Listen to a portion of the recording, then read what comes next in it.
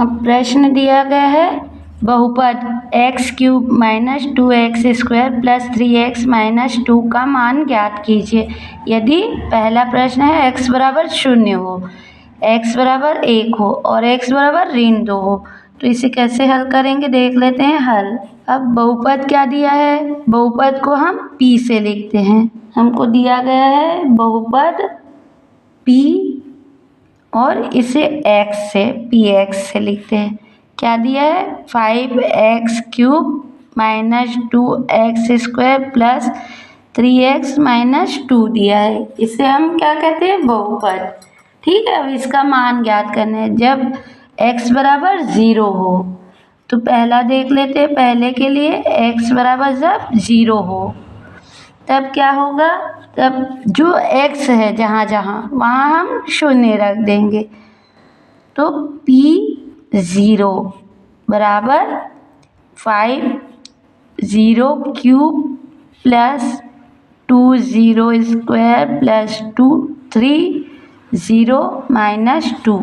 तो क्या आ जाएगा, 0 का क्यूब करेंगे 3 बार गुणा करेंगे तो 0 आएगा, और 0 का गुणा 5 से करेंगे तो 0, प्लस 2 का भी वैसे ही 0 हो जाएगा और ये भी 0 हो जाएगा और माइनस 2 बच जाएगा। तो ये क्या आ गया -2। जब x बराबर 0 हो तो क्या मिलेगा हमको, p0 बराबर -2।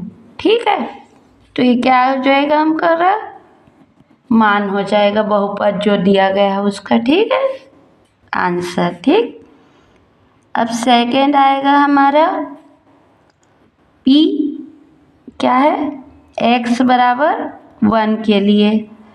p1 बराबर, इस पर x जहाँ जहाँ है वहाँ 1 लिख देंगे तो 5/1³ प्लस माइनस 2x की जगह 1² प्लस 3x की जगह 1 माइनस 2।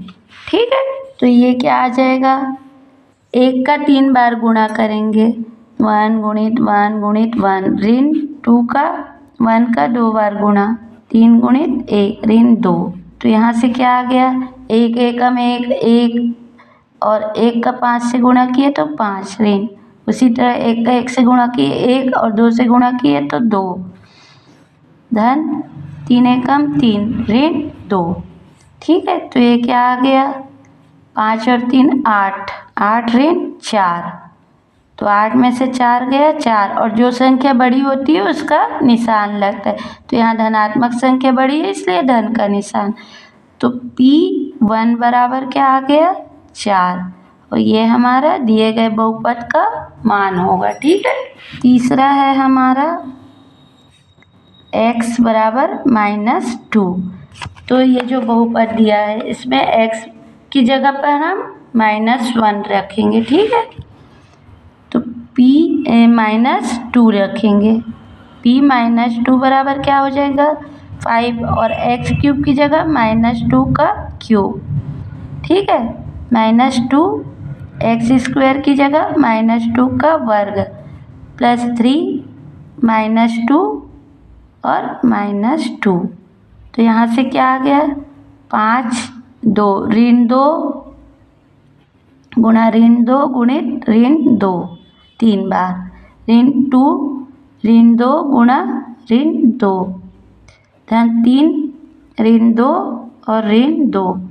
तो यहाँ से क्या आ गया हमारे पास 2 दूनी 4 और ऋण ऋण धन हो गया। ठीक है, और धन और ऋण ऋण हुआ और 4 दूनी 8, तो 5 गुणित 8 हो गया। ठीक है, ऋण ऋण और ऋण धन, तो 2 दूनी 4 और धन और ऋण ऋण हो गया, 3 दूनी 6 और ऋण 2।